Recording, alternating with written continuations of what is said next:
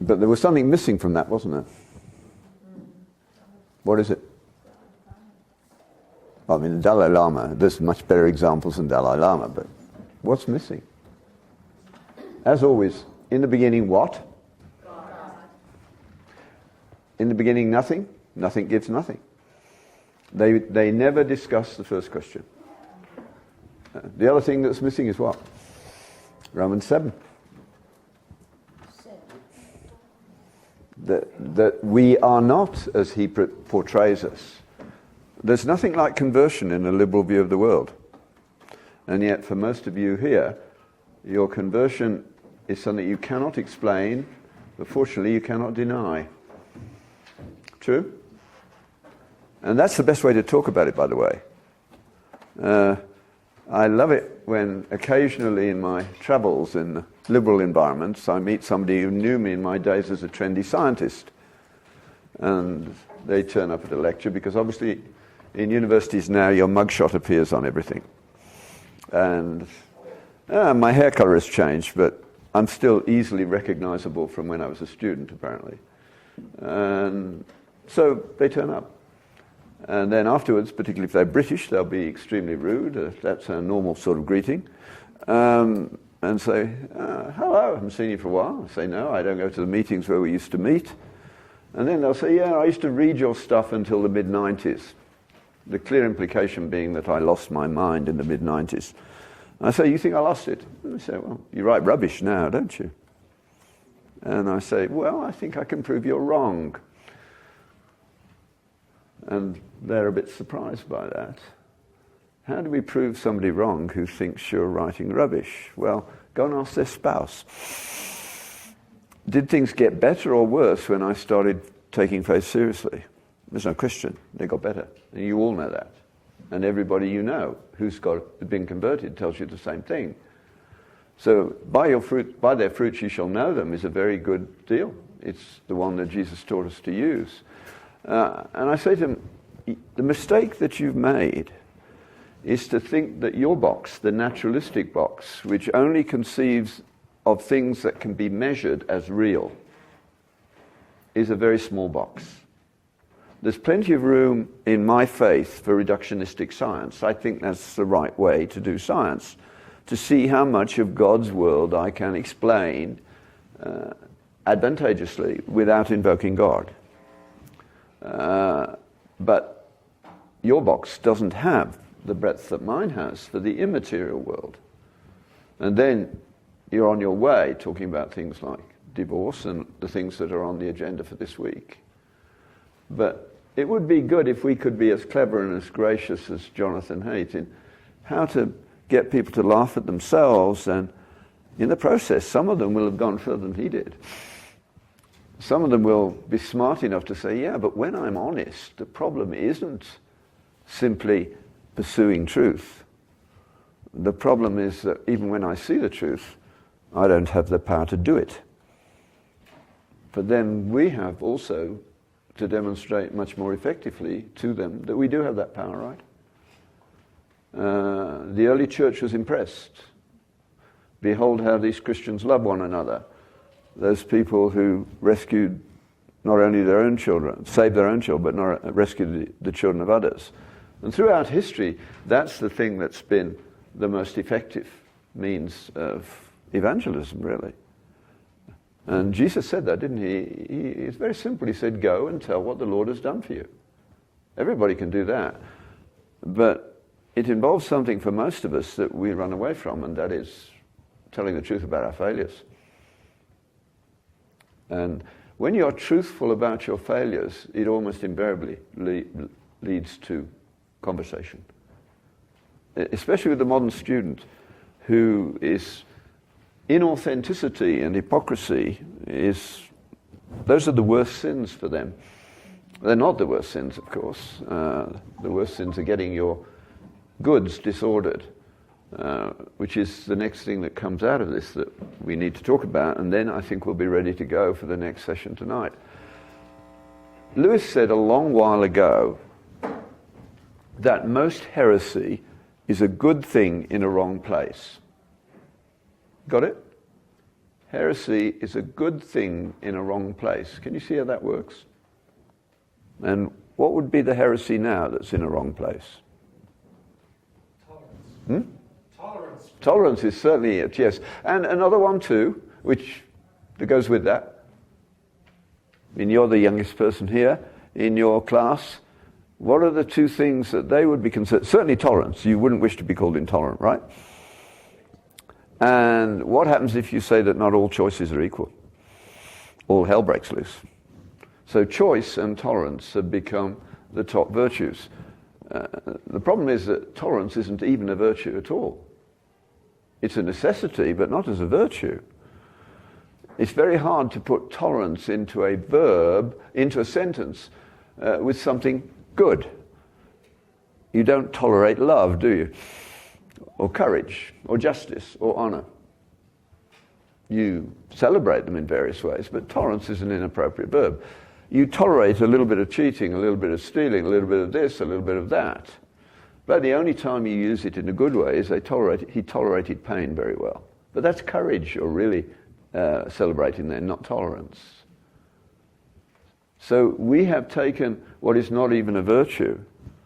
We need it because we are all fallen sinners. But since they don't believe in sin, they don't see the need for the oil in the machinery. The machinery is ideas about truth and justice and honor and love. And again, even with the baby, that he's quite right, isn't he? Babies do not come into the world as blank slates. But he didn't want to engage in what I think is the most striking thing about a baby anyway. And that they come into the world, don't they, knowing that you owe them. They can get you out of bed and driving down to emerge at will.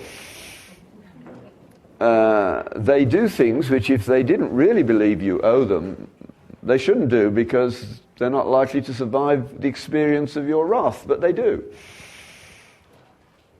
We are hardwired coming into this world to know what fidelity is. That's why divorce is so painful, because it's an affront to one of the most fundamental principles that we start our lives with.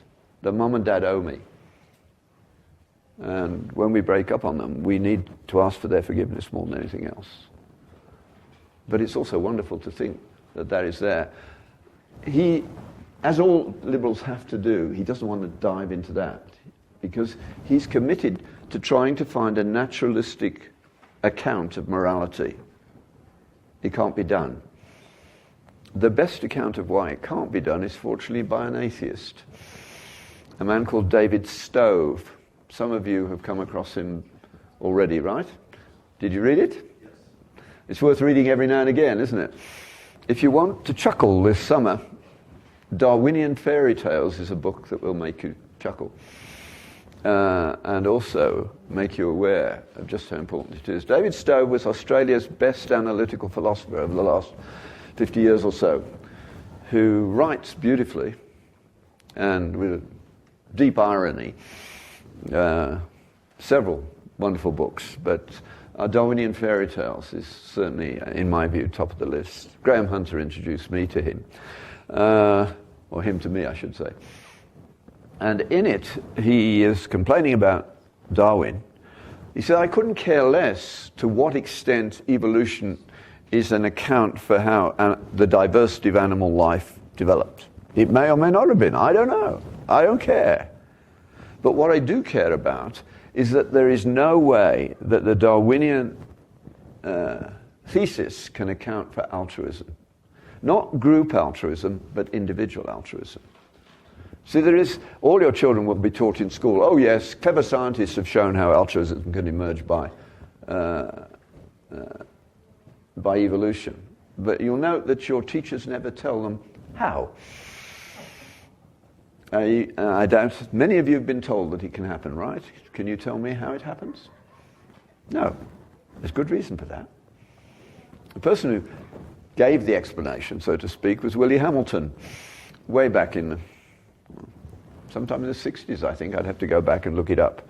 William Hamilton. He got obituaries in Nature and Science for his great scientific contribution, which isn't true. Because he was talking about group altruism. That isn't the problem. The problem is that you would jump in front of a bus to rescue a child, and you don't do a quick calculation of how many shared genes you have first. That's the basis of Willie Hamilton's emergence of group altruism.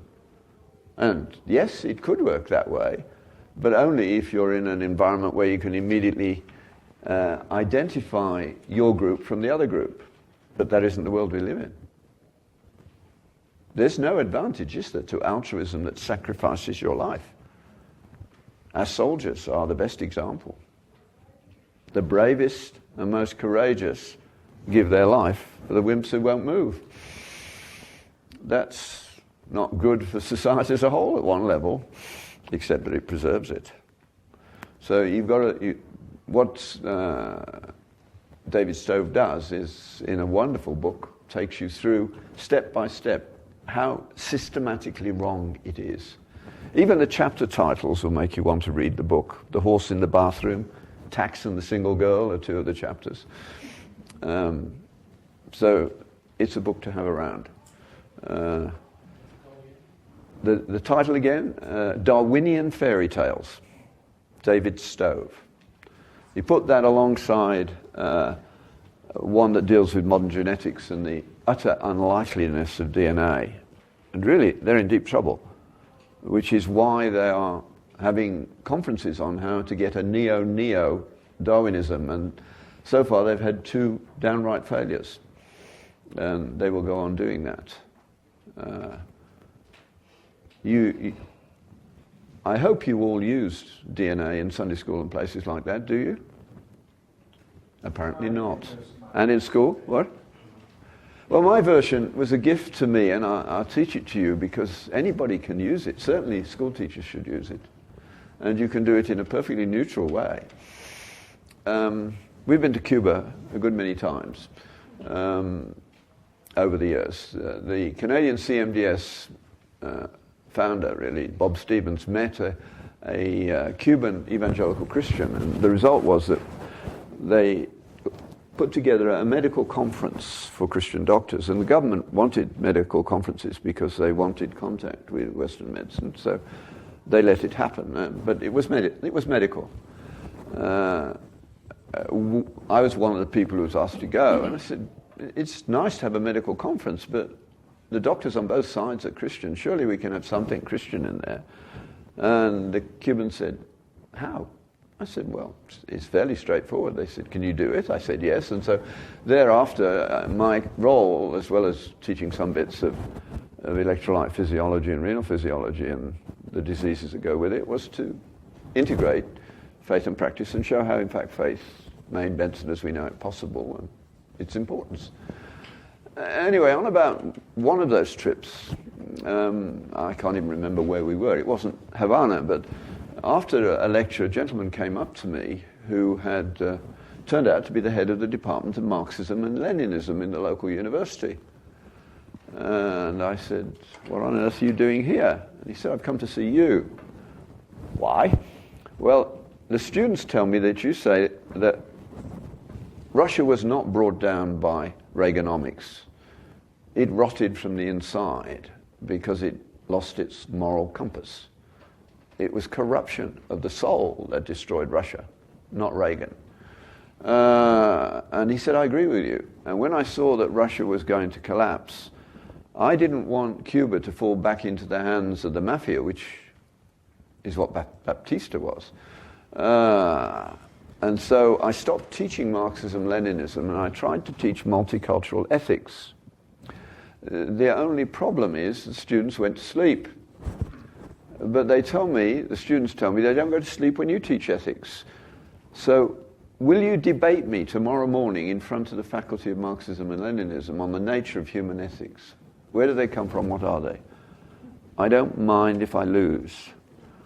There's no way I'd say no to such a wonderful opportunity, but I had one evening, and that's all, and I said my prayers and thought about the options, because it's like playing chess. The opening matters. And I had openings that would work, but I also knew that there was a better way to do it, but I had no idea what it was. I'm used to this phenomenon by this stage. It's one way God reminds me who's in charge. But he didn't tell me until I got up from my seat to walk from my seat to the lectern, 6 steps.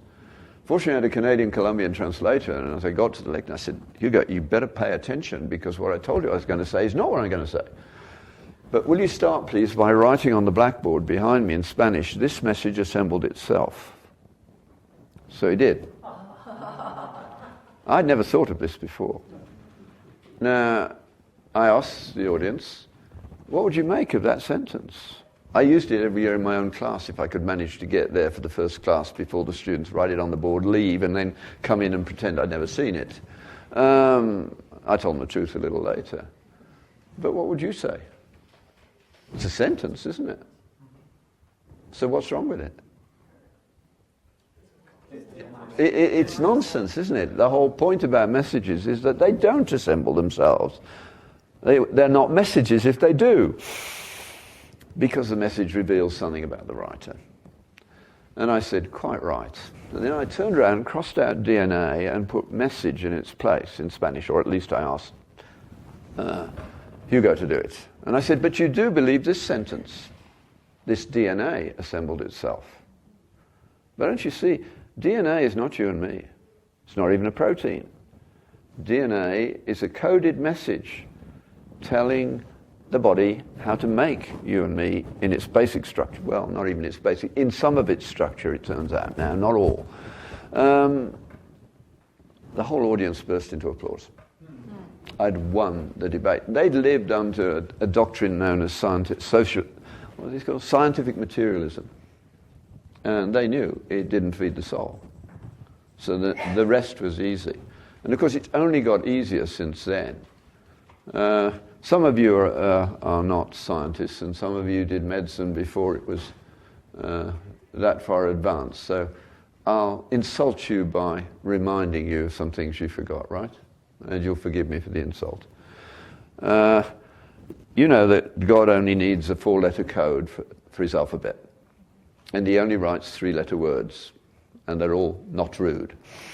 So it's easier to call we teach the letters. And I think in part because the devil's at work behind. It would be better to call them 1, 2, 3, 4. And because that would make the analogy with a numeric code so much easier to understand.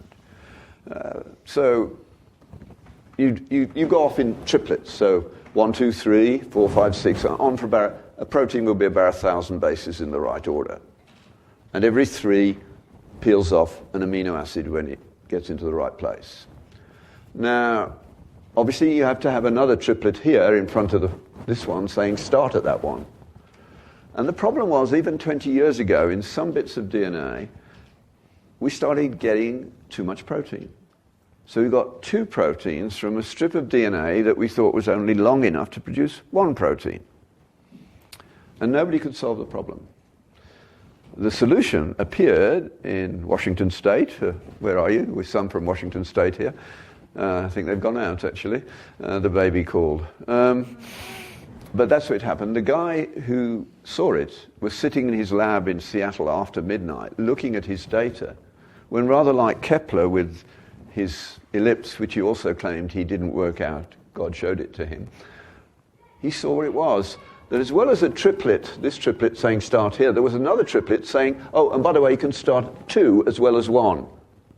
So you got one set of 1,000 going 1, 2, 3, 4, 5, 6, 7, 8, 9, another one going 2, 3, 4, 5, 6, 7, 8, 9, 10. Both reading sense, both creating a functional protein. When Bill Gates was shown that, he shook his head in disbelief. He said, we wouldn't have a clue how to begin, even to begin trying to write that. Now, John Lennox, even without that, says that DNA is as likely as 1 in all the molecules in the cosmos, i.e. utterly impossible. And that's without putting the double reading frame in. Now, when most of you were at school, if you did genes at all, you were taught there's a lot of junk DNA, right? How many of you belong to the junk DNA era? Yeah, quite a few of you. Well, there's very little junk DNA left now. A tiny percentage, and I'm quite convinced that isn't either of any importance, because and teleology is also having its revenge, because you can't begin to look at genes without being teleological, which was cut out by the Enlightenment, because it can't be measured. But when you've got a gene, what must you ask next?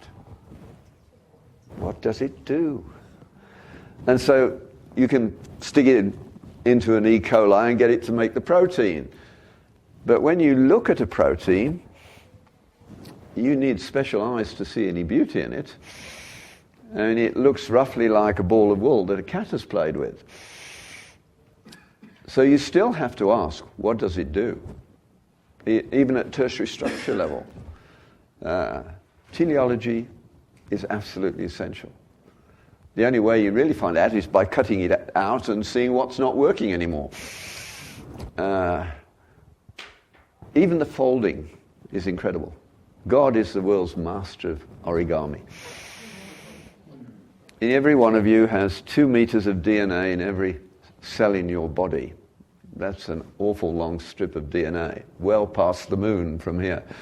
And it's all folded up so that it fits inside the nucleus. Darwin never saw it at that level. And a little twist, and you've got a different protein. Because it's all moved from the gene now to epigenetic factors.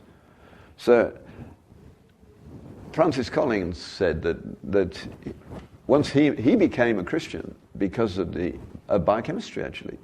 That's what got him.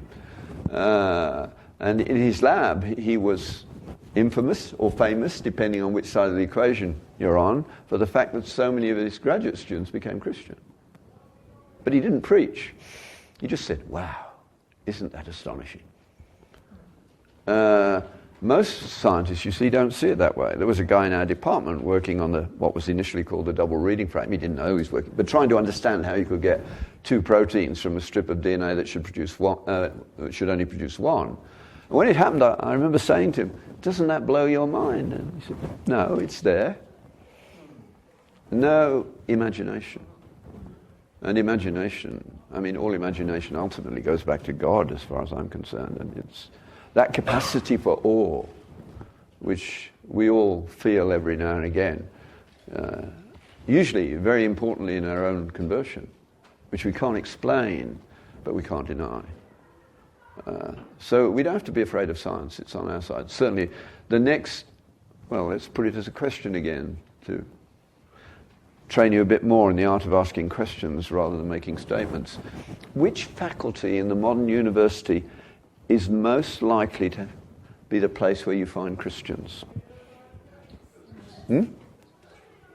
It's physics, yes, both quantum and cosmic. Yeah.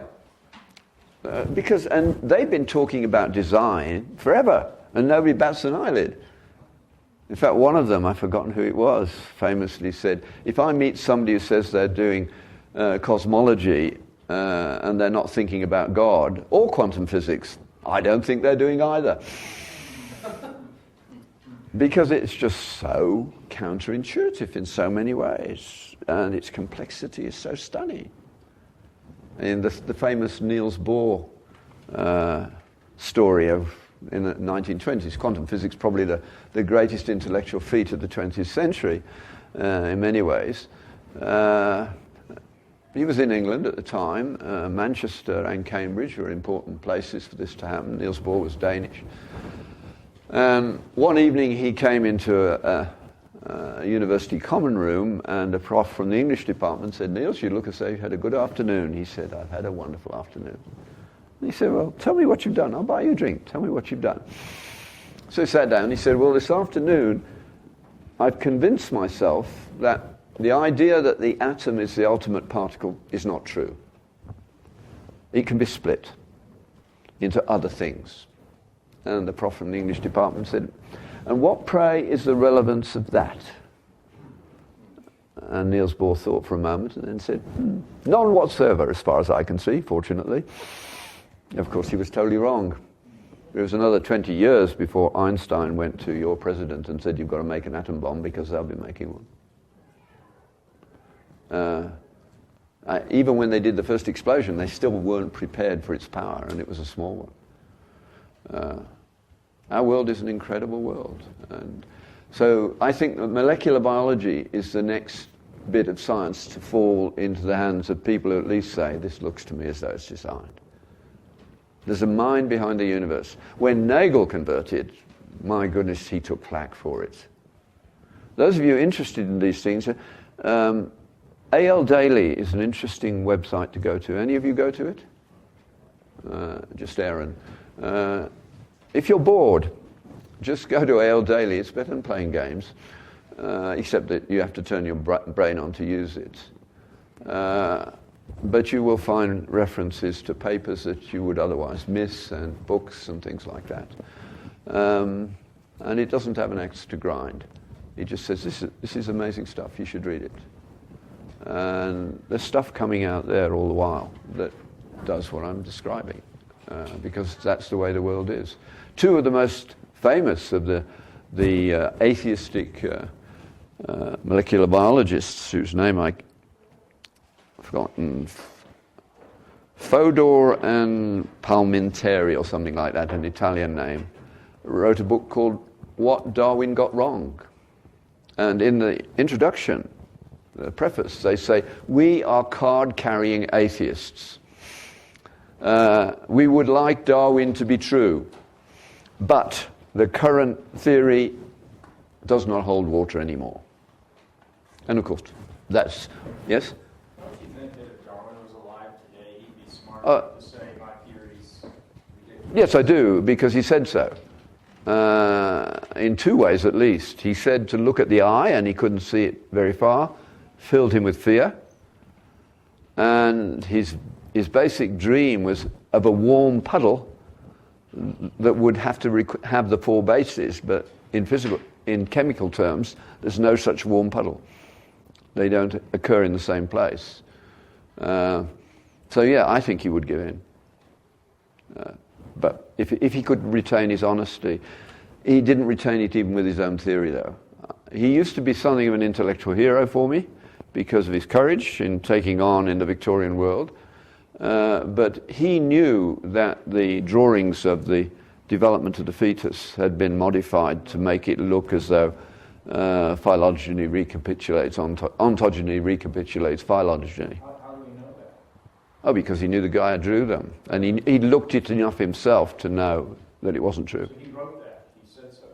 He put it in his book, nevertheless. Now, you note that that's the thing that's disappeared from the arguments in the more decent books. It's still in the more doctrinaire ones. But no, it doesn't stand up. And in fact, people have known that for a long while. Even when I was a medical student, the best embryologist in London, Gavin De Beer, used to say that any embryologist worthy of the name can tell you what kind of animal he's looking at before there's any differentiation beyond ectoderm, mesoderm, and endoderm. And he also knew that the same organ comes from different layers in different animals. Denton has a beautiful picture of these things in the book that he wrote, 25 years ago, Evolution, a Theory in Crisis. And you can see how different the development is even at that size. Now that has got, in the last little while, a whole quantum step further forward. The only place I know that you can find something about it, and I haven't had time to follow it up, is Stephen Meyer's book, Signature in the Cell. But Jonathan Wells said some time ago that the sugar code is going to be the death knell of simple Darwinianism. It turns out that the information that defines whether you will be, shall we say, a worm, an arthropod, or a mammal, or a whatever, a snake, is not derived from DNA. You get it from your mother's egg, and it comes in the outer membrane, and it's coded in sugars, not in bases. Sugar actually has the power to, because of its shape, to carry more information than DNA. And so that's why, it provides a very reasonable explanation of why nobody's made any progress in macroevolution, because they've been looking for it in a DNA way, and it's not the way to go. And of course, if you get your basic structure wrong, you die in utero. Which is why, when the opposition says, I say, of course, yes, God is the greatest evil, abortionist. I mean, have we got any gynecologists here? The one is outside, but what proportion were you taught? You went to medical school later than me, of fertilized eggs don't make it to delivery. It's a very high percentage.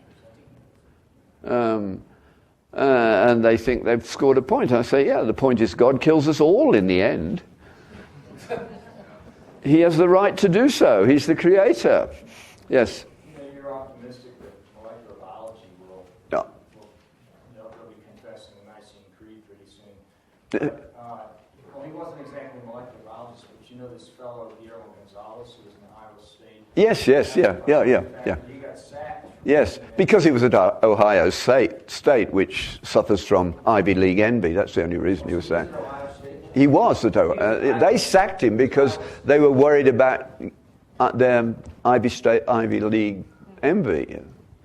So where is he now? Do you know? He's got a job somewhere else. I've forgotten where. Probably a Christian college. I mean, it was absolutely disgraceful. It was disgraceful. I mean, he'd published in Science. At the same time as they sacked him for that, they gave professorial positions to women who hadn't published in any decent journal. And that's the way it was. Get used to it. That will go on, that sort of thing, but diminishingly so, hopefully. Science is not going to be our problem in the long term, is what I'm saying. Now, I wanted to get to education, and what time is it? 25. And what time's supper? 5:25. 6 o'clock. Oh, so that's okay then. I can do what I want to do in the time. Because I do want to send you back at the end of this week with the desire to be more concerned about the souls of the young people in your church. What can you do to help them preserve their soul through university? And what we've stumbled on over the last 20 years is certainly one of them. And I think we will see the kind of course we've developed beginning to appear, first of all, I hope in Christian colleges, because they, like the secular system, are all running on the edge of bankruptcy. So they want maximum numbers of students in year one, even though they know many of the ones they let in will not make it through the system. That's unethical in some ways. Whereas if you had a foundational year, it would give them time to get their feet wet and make the right decision that I don't need to go to university, or I shouldn't go to university as such. So some nearly 20 years, sorry? About 10 times this morning, you knocked the universities, and I think rightly so. Yeah. And now you're saying that these students should go to university afterwards? It seems to me a far better formula would be go to the Christian liberal arts college in the first place. If they could do but they're not doing the job yet. The interesting thing, the discussions are happening, and they might. Well, I don't buy that. You don't? Well, I've had discussions with the heads of several universities about it.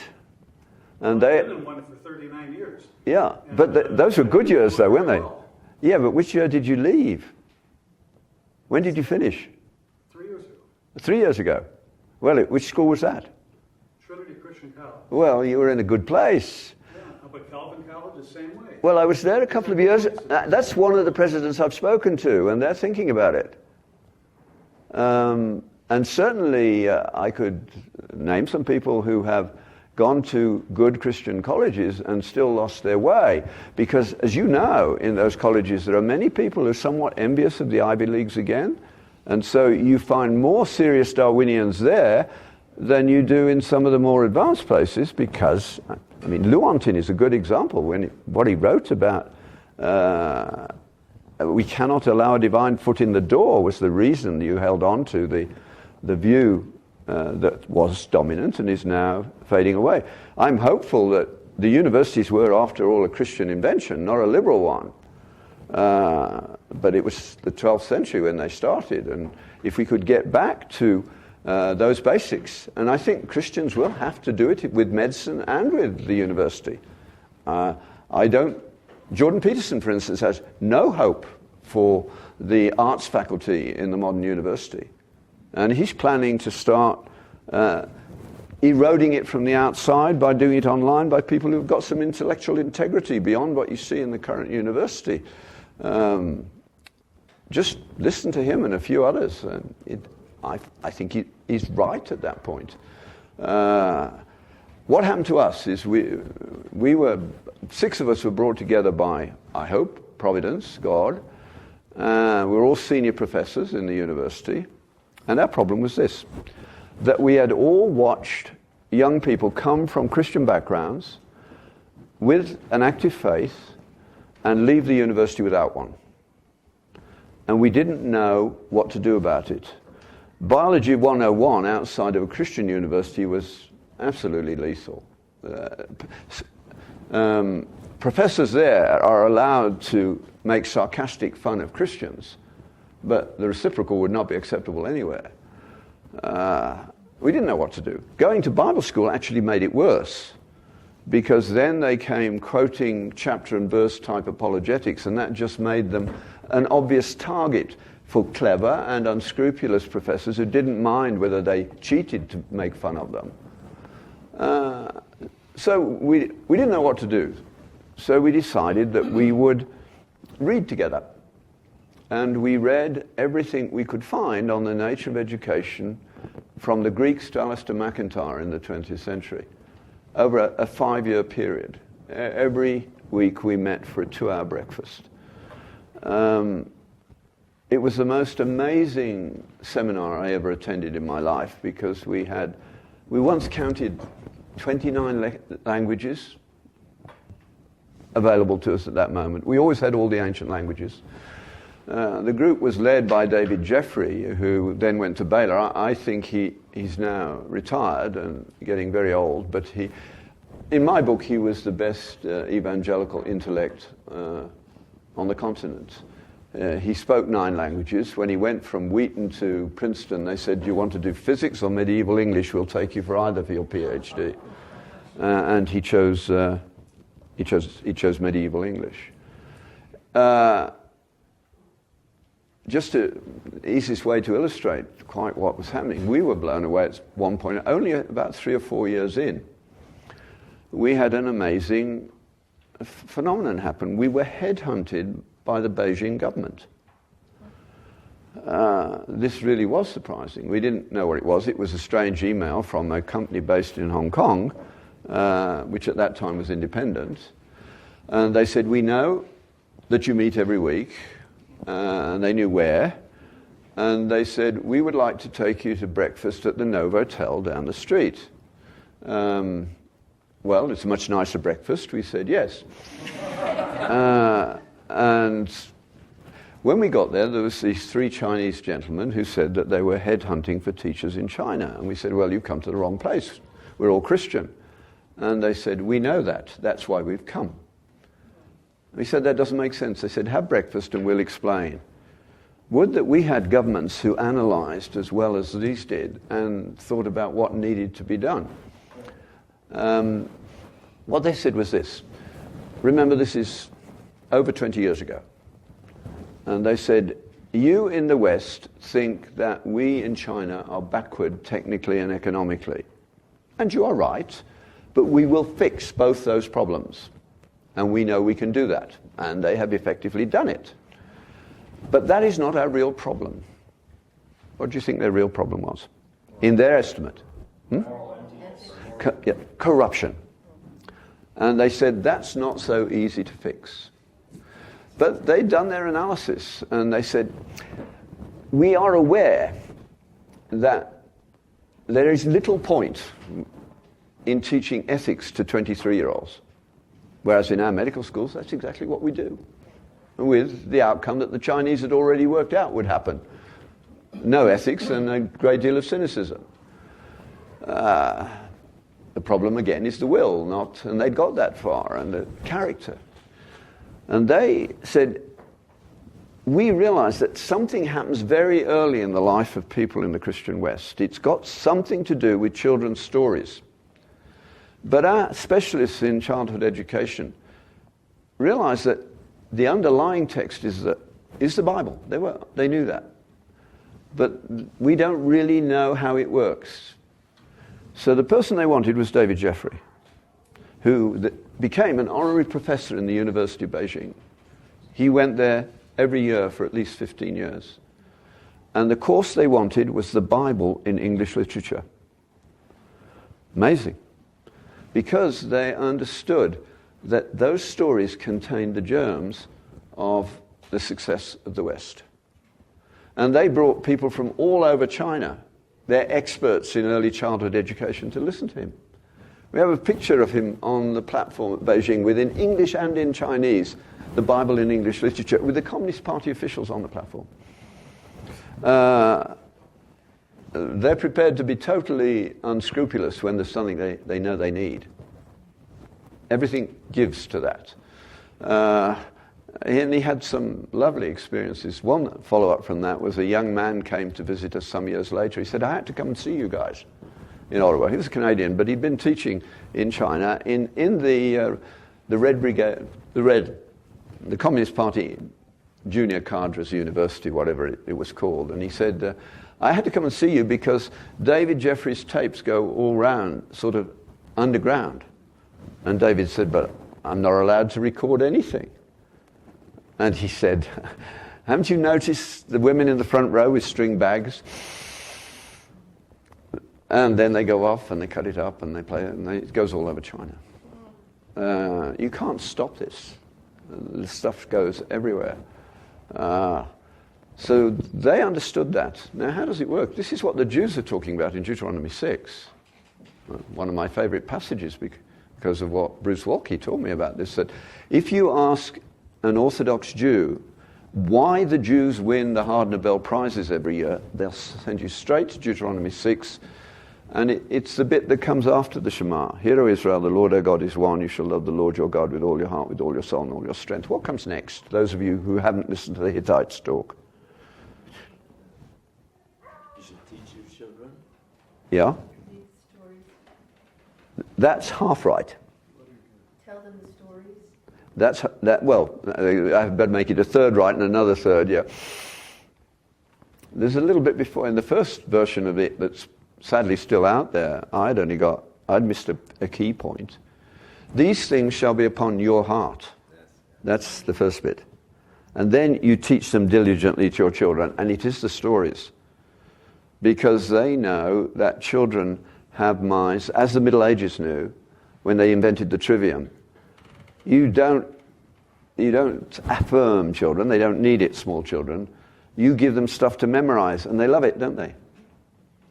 Up until about the age of 6 or 7, they can memorize far better than you can.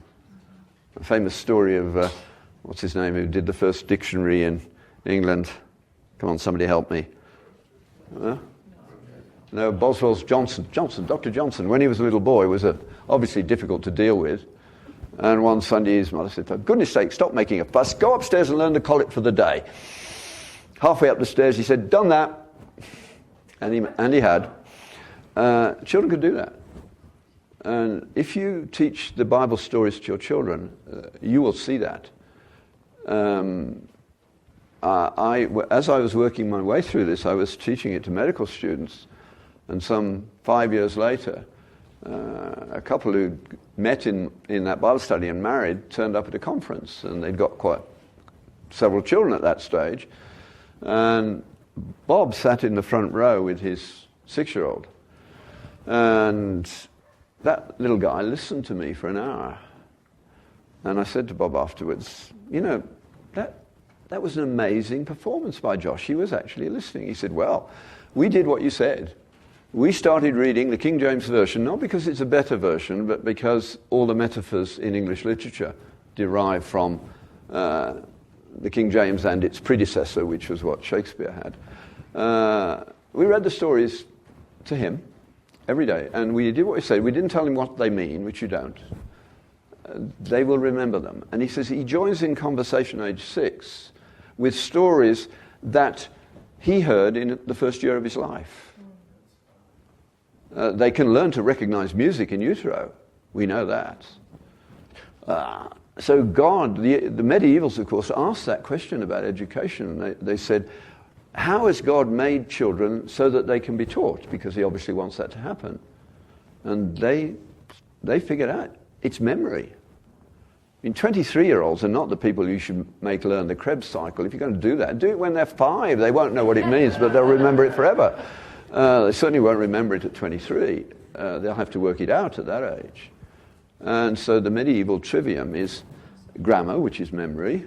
And when they start asking why and how, you teach them classical logic, which we don't teach at all in school now. I mean, medieval monks would laugh at the errors that you can find in almost every scientific paper now. We are methodologically solid in science, and that tends to be self-correcting. But we're not logical.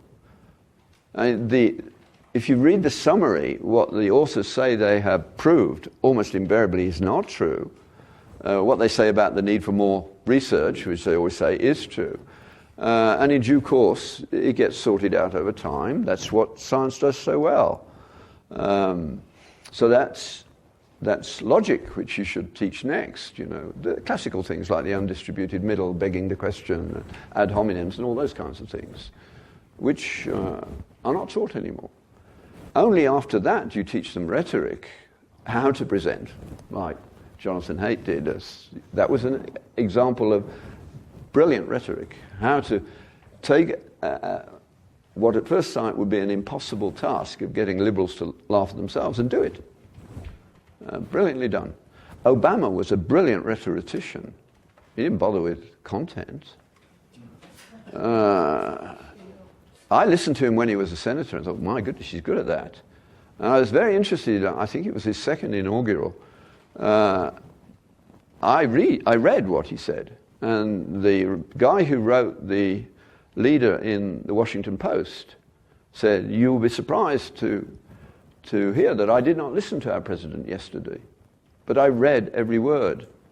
It was not logically impressive. We've lost that. And if you go back to that, you'll make progress in due course. I mean, the Middle Ages were not a dumb period at all. I mean, even the way they gave a master's degree was much more sensible than what we do. They basically said to a master's student, you're not old enough to have anything to say to us that's likely to be original and worthwhile. First of all, we need to see what your mind is like. So here's a text which we all know is good, but it's a bit difficult to read. In effect, they had to write a précis of that text. And if they could do that, they got their masters without any original work in that sense. They wanted to know that they could think, that they were logical. We don't do that anymore. I begin my course at Augustine, that all the kids pretty well, 95% plus are Christian. And the first thing I say to them, and it'd be interesting to see your answer to the question, I say to them, you've all read Ephesians 1 and 2 many times. Tell me the argument. How many of you think have stood up and said, I can tell you Paul's argument? None. And I teach them how to write a précis and say, go and write one of Ephesians 1 and 2. And then the next week I say, what did it do to you? I said, I understand the argument now. Because Paul's a very good rhetorician. He gets carried away, and Ephesians 1 and 2 is a very good example. I feel very sorry for the man who had to write that down. I mean, Paul was on a high. But there's a very clear logical structure underneath it, but it doesn't hit you in the face unless you're trained to do that, which is why we've all heard it read multiple times and we still couldn't give the argument. The triple start and the way he works it out, and once you've done that, it's easy. Yes? Questions. Getting back to those Chinese Yeah. triumvirate that came to you, did they have the answer already and they just told you the answer, or you guys told them the answer? No, they knew where the problem lay. What they didn't know was the biblical metaphors. And of course, it's and what they do, and this is very difficult because it's also language dependent, isn't it? Depending on which version you grow up with, it's another reason we have more trouble than we used to have. You see, the first new translation, so to speak, there was the authorized version, there was a revised version, Not everything else is pretty well post-war. Now, every major publishing company wants a Bible, so they have to have some means of doing that because it sells, even though people don't read it. But it does confuse the language. If you want to see how that works, go to my website and try your attempt. On the first page, I think on the left, if I remember right, there's a green thing that you can press for biblical literacy or something like that. And it's about 40 or 50 phrases as they occur in English literature. They're not direct quotations. The most famous one is "but if not," which was the last telegram sent from Dunkirk to London at the beginning of the Second World War. Now, how many of you know what it means in the context? Yeah, if you heard it from me, yeah. It's brilliant. Have you seen the film Dunkirk? Yeah. When Kenneth Branagh is on waving goodbye to the last ship, so to speak, they should have finished with "but if not," because that was the telegram that was sent at that point. And of course you do know it, it's King Nebuchadnezzar. Our God is able to save us from the fiery furnace, but if not, we will not bend the knee. I mean, that's superb, isn't it? You couldn't beat that. But it was immediately understood in London, because when Sally and I went to school in England, a chapter of the Bible was read every day in school, as well as at home. So by the time you got through 12 years of school, before you went to university, you knew the Bible whether you wanted to or not. And that's why the people in the War Office in London immediately understood the telegram. But in the modern world, 1 or 2% would understand it. Second question. Okay, so if our kids are 6, we know what to do now. But we have 6 kids who are 21 and older. It's a bit late. And the one that has the strongest faith had so much brain damage in her childbirth that she couldn't go to college. She has, in some ways, the developmental level of about 3rd to 6th grade. Yeah. And she has unshakable faith. Yeah. The smartest ones, the remaining 5, the smartest ones are the ones that are the most skeptical now. So what do we do with them? Pray. According to you. Pray. I don't know the answer, in other words. Beyond prayer, which is always the way to go. And hope that we begin to see, filtering back in, more respect for Scripture. Fascinatingly, Neil Ferguson, the liberal who's at Harvard and Oxford, I think it is, who had his own BBC program at one stage, very, very smart man. Economic history is his main area, but he's written 2 very readable books for public consumption, one called The Ascent of Money and the other called Civilization. And it's in Civilization when a guy who sends me everything Neil Ferguson publishes.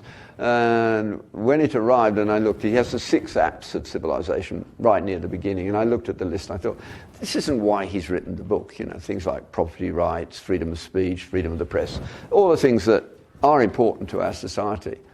But he didn't write a whole book this thick on civilization for that reason. He's got another thing he wants to say somewhere. He doesn't get to it till he's 2/3 of the way through the book, and he's in China. And he meets at this stage, 20 years after our initial thing, 2 research groups in China, both of whom have been told to find out why the West succeeds. They still can't really believe it. And one of them is straightforward. He says, we thought it was your military, but it wasn't. We thought it was your this and that. And in the end, we know it's your religion. I told those people. Yeah. Well, so this is interesting. One of the most skeptical of my 5 kids went to China 8 years ago or something. There was something called the Sunshine Camps. He was in college, or maybe a senior in high school. They had this system where they took their elite students. It was a summer program, and they would spend a month or something at this Sunshine Camp, and the faculty were Christian students that, I don't know which agencies brought them over. But Matthew spent 2 weeks in one of those camps. It was 2 things. It was Bible stories, but it was also just playing games, because none of these brilliant kids who were going to be the leaders of China, they had never been children.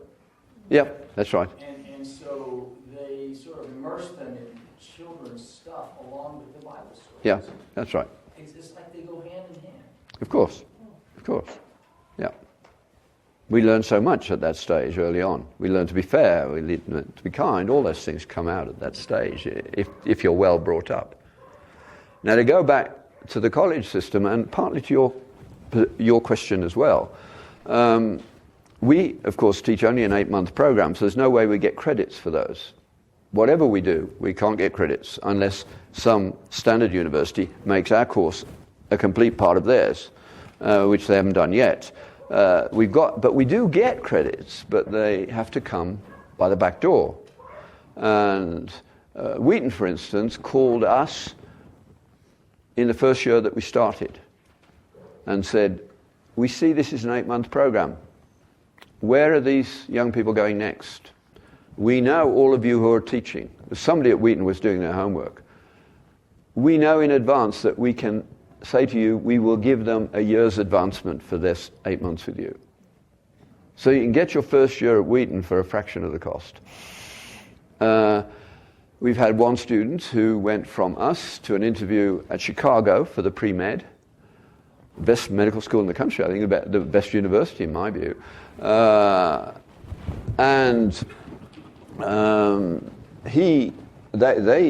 interviewed their students. And she'd been homeschooled first, and then she came to us, and the interview went on, and it was entirely about the Augustine course. And they said at the end of it, it can't be as good as you say it is, but you're obviously good enough for us to be able to say to you, come, and we will give you credits after we've seen what you're worth. They gave her all the liberal arts credits she needed for the pre-med program so that she could do Russian. Baylor has given a year's advancement. Houghton gave 2 years advancement.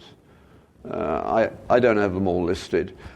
In Canada, St. Yvex says we'll take any of your students that you send us into second year.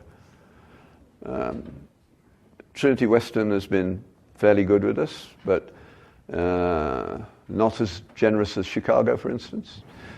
But they do get credits. We had another very impressive young woman in the sense that she would never take no from an answer, and she went to one of the Tennessee universities and they didn't want to give her credits, and she just kept on their case, nagging them till they gave her a year.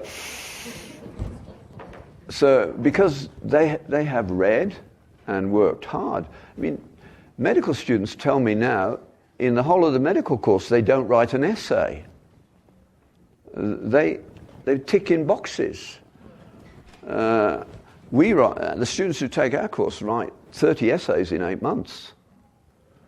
I don't give a mark in my class till the final mark. I give them minor exercises which I look at and discuss with the class as a whole because I know they're on an exponential growth curve. They would not themselves believe that they're going to write the kind of essay they do write for their final paper. I use some of those final papers. They're so good I couldn't write it better. And they're first year students. We don't provide an environment that brings that out of them adequately because, of course, many profs, particularly if you're in the science faculty where you publish or perish, you're not going to trade in an information recall exam that can be marked by a computer for one that you have to read yourself. I did do that. Because I was recruited, I didn't have to teach till 4th year. But I did have to I had one course that was my own in biochemistry in the science faculty, honors biochemistry. I was cynical at that point, and I regret what I did, but the first thing was to get rid of as many students as possible by making the first 2 lectures so difficult that they dropped the course. And also saying in the first lecture, you will find me to be deeply intolerant. Then making them, they got angry, of course. I said, well, I can prove you're intolerant too, and I did, but they still left, which was fine, and then I had a good course. But only 2 or 3 years into doing this, I was invigilating the Christmas exam in the university, in the gym, with hundreds of students. And about 10 minutes into the exam, we had a bomb scare. Now, the timing was deeply suspicious, to say the least.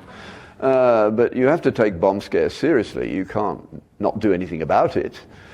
So I called the students to attention and said, leave your papers on your desk, pick up your bags and your coats, don't leave anything else behind, and go for a walk. Don't come back for 20 minutes. The exam will restart in 20 minutes' time. There has been a bomb scare. I'm sure it's just that, a scare. Leave orderly. It will be more efficient. They left very orderly, as I realized afterwards. Too much order. I went for a walk too. I got to the far end of the parking lot, and there were a group of students gathered around the back of an open pickup, and one said to the other, "You idiot, you were supposed to memorize the third question." They were engineers. I told the guy who was students they were, he said, "I'm not resetting the exam." And they got away with it, and then I realized there was no fuss anyway, no hysterics. Maybe everybody knew. Maybe my students knew. How would I catch them? Because I wasn't going to have my course used to cheat to get into medical school. It was used as a stepping stone. It took me 2 or 3 months, and then I realized what I had to do. I had to design a course in biochemistry for which the exam cheating was no advantage, which meant I had to give them open access to all the world's information. Well, that's what they all have, don't they, in their pockets. Why don't we evaluate in that way? I started, it's over 20 years ago now. What I realized also is that the students could not read. I mean, they could read words, but you ask a university student to read something out loud, the Bible, for instance, or poetry. They don't scan sentences, they read the words. That's supposed to happen at age 7. I was being taught, no, read the sentence, not the words. Put the emphasis where it needs to go. They're not taught that anymore. So they can't read meaningfully. John, yeah. We're out of time. Okay, 1 minute left. So I said, okay, you don't know how to read scientific literature. And I had to prove it, and I asked them to write a précis of a scientific paper that I gave them. Now, these were students who hadn't seen a mark under 85 for the previous 2 years at least. Nobody got a mark over 50% on that précis. You can imagine the atmosphere. I said, no, I will discard these marks, but don't pretend. When you don't know, say so. Your life will be better if you do. And then they'd written me summaries, of course. They didn't have the courage to say they didn't know what a précis was. And then they soon learned to do it. And of course, if you're doing a PhD, writing a précis of the dozen or so papers that are going to be fundamental to your PhD is the best thing you can do first. Most students think when they've got the data, they're halfway there. No, you're not. When you've written the introduction, you've got a lot further, and that's what you can do when you've written those précis. And you also know who's reliable, who you trust, who you don't, when you read their papers in detail. So it's a skill that the medievals invented and is still used in Europe, but not in North America. But try it. If you, any of you work out what was missing in Genesis 1? Any of you that can't remember the argument in Ephesians, sit down and reduce Ephesians 1 and 2 to 25 lines. No metaphors, no similes, no complex sentences. There's one of about half a page in there. Reduce them to simple sentences. You're writing something ugly. It's like if you want to understand this building, you have to rip out all the inner stuff so that you can see where the weight bearing goes. You're doing the same with the text. And then the argument drops out. And you'll never forget it. You must stop.